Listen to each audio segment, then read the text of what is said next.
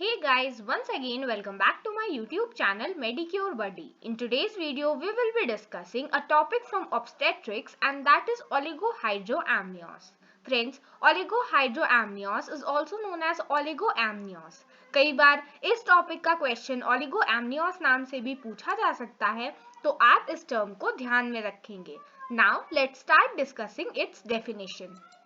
So, this is an extreme rare condition where the liquor amni is deficient in the amount to the extent of less than 200 ml at turn.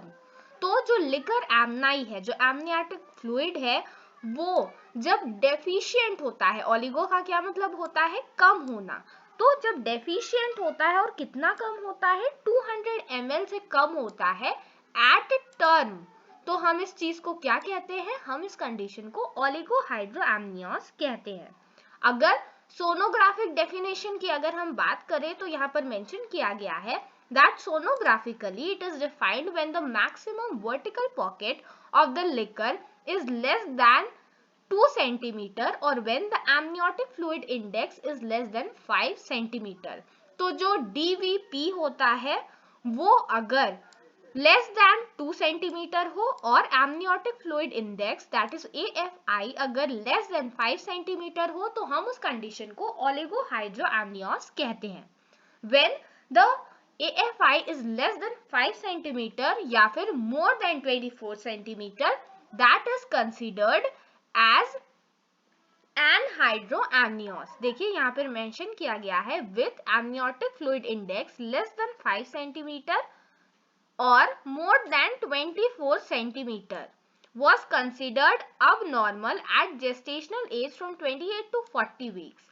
Absent of any measurable pocket of the amniotic fluid is defined as anhydroamnios. So friends, ये definition आपको याद रखनी है that अगर जो DVP है वो उसके एक भी pockets available नहीं है तो हम उस कंडीशन को क्या कहते हैं? एनहाइड्रोएमनियोस कहते हैं, which refers to as absence of amniotic fluid.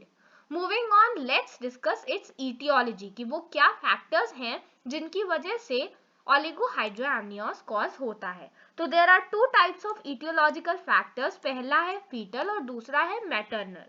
Fetal में कई बार फीटल में क्रोमोसोमल अबनॉर्मेलिटीज हो जाती है. रीनल एजेनेसिस, अगर जो फीटस है उसकी किडनी का फॉर्मेशन ही नहीं हुआ है, उस कंडीशन में ऐसा हो सकता है ऑब्स्ट्रक्टेड यूरोपैथी. अगर जो यूरिनरी उसकी ट्रैक्ट है उसमें कोई पैथी है, कोई डिजीज है, तो उसकी वजह से ऐसा हो सकता है. अगर जो फीटस की मेम्ब्रेन है उसका स्पॉन्टेनियस रप्चर हो गया है, कई बार इंट्रायूट्राइन इन्फेक्शन, कुछ ड्रग्स की वजह से या फिर पोस्ट मैच्योरिटी की वजह से भी ऐसा होता है कि एमनियोटिक फ्लूइड काफी कम हो जाता है. IUGR अगर इंट्रायूट्राइन ग्रोथ रेस्ट्रिक्शन का केस है तो भी ये चीज देखने को मिलती है. नाउ अगर हम मैटरनल कॉजेस की बात करें तो हाइपरटेंसिव डिसऑर्डर्स जैसे प्रीक्लैम्पशिया और इक्लैम्पशिया में ऐसा देखने को मिल सकता है. Friends, I have already uploaded video on both of these topics, preeclampsia and eclampsia. तो आप लोग उस टॉपिक्स का ध्यान रखोगे और उसे समझने की कोशिश करोगे. मैंने आई लिंक पे वो वीडियो शेयर किया है, आप चाहे तो उसे विजिट कर सकते हैं. मैंने हैंड रिटन नोट्स की हेल्प से दोनों टॉपिक को एक्सप्लेन किया है. Moving on, uteroplacental insufficiency. अगर यूट्रस या फिर प्लेसेंटा किसी भी तरह से इनसफिशिएंट है, दैट मीन्स जो प्रेगनेंसी है उसके साथ डील नहीं कर पा रहा है, तो उस कंडीशन में भी ओलिगोहाइड्रोएमनियोस की कंडीशन देखने को मिलती है. डिहाइड्रेशन की अगर हम बात करें, जो मदर है वो अगर डिहाइड्रेटेड है तो भी प्रॉपरली एमनियोटिक फ्लूइड का फॉर्मेशन नहीं होता है एंड कुछ इडियोपैथिक कॉजेस भी देखने को मिलते हैं. नाउ अगर हम डायग्नोसिस की बात करें कि हम इस चीज का डायग्नोसिस कैसे करेंगे, तो यहाँ पर मेंशन किया गया है कि ऑब्वियसली अगर एमनियोटिक फ्लूइड कम है तो क्या होगा? यूट्रस का जो साइज है वो जेस्टेशनल एज से, पीरियड ऑफ एमेनोरिया मतलब जेस्टेशनल एज उससे कम होगा. लेस फीटल मूवमेंट, फीटल की मूवमेंट कम होगी बिकॉज जो फीटस होता है वो उसी पानी में मूव करता है. तो अगर एमनियोटिक फ्लूइड जो है उसी फ्लूइड में मूव करता है, तो अगर एमनियोटिक फ्लूइड कम होगा तो फीटस की मूवमेंट भी रेस्ट्रिक्ट हो जाएगी। The uterus is full of fetus because of scanty liquor. जो यूट्रस है वो होली ऑक्यूपाइड होता है फीटस से। कई बार इसमें malpresentation that is breech. Friends, I have already uploaded a video on breech presentation as well. ये बहुत बार एग्जामिनेशन में एज 20 मार्क्स क्वेश्चन पूछा जाता है। तो आप अगर उस वीडियो को विजिट करना चाहते हैं तो आप आई लिंक पे क्लिक करके या फिर चैनल की प्लेलिस्ट में ऑब्स्टेट्रिक्स सब्जेक्ट में जाकर उस वीडियो को देख सकते हैं। Moving on, fetus growth retardation हो सकता है एमनियोटिक फ्लूइड की कमी की वजह से। सोनोग्राफिक डायग्नोसिस हम करेंगे तो जो लिकर पूल है वो 2 सेंटीमीटर से कम मिलेगा, जो कि बहुत प्रोमिनेंट साइन है यहाँ पे। अल्ट्रासाउंड में हमें जो एमनियन इन्फ्यूजन करेंगे अगर अल्ट्रासाउंड, तो हमें जो 300 ml है उससे वाटर सेलाइन सोल्यूशन से हम करते हैं, तो हमें अल्ट्रासाउंड के थ्रू भी इस बात का पता लग सकता है। ऑल्सो फीटल ब्लैडर की हम लोग कंडीशन चेक करेंगे, उससे भी हमें पता चल सकता है कि जो नॉर्मल फिलिंग है या फिर एम्प्टिंग है वो फीटल ब्लैडर की हो रही है या फिर नहीं। Oligohydramnios with fetal symmetric growth restriction is associated with chromosomal abnormality. अगर ऐसा हो रहा है कि एमनियोटिक फ्लूइड भी कम बन रहा है और फीटस जो है उसमें ग्रोथ रिटार्डेशन भी है, तो ये ज्यादातर क्रोमोसोमल अबनॉर्मेलिटी की वजह से देखने को मिलता है। Now let's discuss the complication. तो कॉम्प्लिकेशन क्या हो सकते हैं? फीटस का अबॉर्शन हो सकता है, ठीक है, डिफॉर्मिटी आ सकती है फीटस में, कई बार पल्मोनरी हाइपोप्लेजिया हो सकता है जिसकी वजह से ये इसका कॉज भी हो सकता है। कई बार हमने कई फीटल फैक्टर्स पढ़े जिसकी वजह से ओलिगोहाइड्रोएमनियोस होता है, तो कई बार इस fetal factor that is fetal pulmonary hypoplasia ये कॉज भी हो सकता है ओलिगोहाइड्रोएमनियोस का, और इसकी वजह से भी ओलिगोहाइड्रोएमनियोस हो सकता है।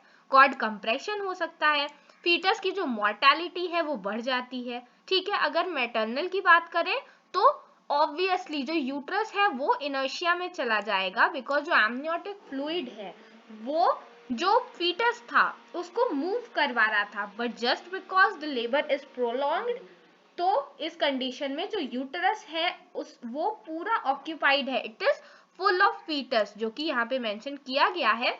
तो यहाँ पर यूट्राइन इनर्शिया का केस देखने को मिल सकता है। ऑपरेटिव इंटरफेरेंस की जरूरत पड़ेगी बिकॉज एमनियोटिक फ्लूइड कम है, और मैटरनल मॉर्बिडिटी का केस इसमें ज्यादा हो जाता है, मैटरनल मॉर्बिडिटी की चांसेस बढ़ जाती है। मूविंग ऑन, अगर हम ट्रीटमेंट की बात करें तो हम इसका ट्रीटमेंट कैसे करेंगे? यहाँ पर लिखा हुआ है presence of fetal congenital malformation needs a referral. अगर फीटस का कंजेनाइटल अगर कोई मैलफॉर्मेशन है तो उसको फीटल मेडिसिन यूनिट में रेफर किया जाता है। When decision for delivery is made it should be done irrespective of the period of gestation. अगर हमें फीटस की डिलीवरी करानी है तो हमें पीरियड ऑफ जेस्टेशन के इररिस्पेक्टिव उसको ध्यान में नहीं लेना चाहिए। Isolated oligohydramnios in the third trimester with normal fetus may be managed conservatively. अगर जो ओलिगोहाइड्रोएमनियोस का केस है वो थर्ड ट्राइमेस्टर दैट मीन्स लगभग 9वें महीने तक बच्चा पहुंच चुका है, तो हम उस टाइम अगर फीटस नॉर्मल है तो हम इसे कंजर्वेटिवली मैनेज करते हैं। कई बार ओरल एडमिनिस्ट्रेशन वाटर का किया जाता है, वो एमनियोटिक फ्लूइड वॉल्यूम को बढ़ा देता है, तो मदर को अगर वाटर का जो कंटेंट है वो ज्यादा दिया जाए तो वो एमनियोटिक फ्लूइड की वॉल्यूम को बढ़ाता है। ऑल्सो कॉर्ड कंप्रेशन कई बार कॉमन होता है during labour. Amnion infusion, prophylactic or therapeutic for meconium liquor is found to improve neonatal outcome.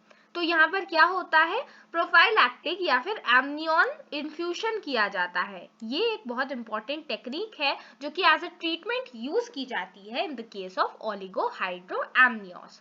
So friends, this was all about oligohydroamnios. I am sure this video was helpful. Friends, मैं polyhydroamnios के ऊपर already video बना चुकी हूँ. अगर आपने नहीं देखा है तो उसे जरूर visit करिएगा. Also friends, इस चैनल को सब्सक्राइब करना, बेल आइकन प्रेस करना बिल्कुल मत भूलिएगा ताकि आप मेडिकेयर बडी के अपकमिंग अपडेट्स मिस ना करो. Thank you.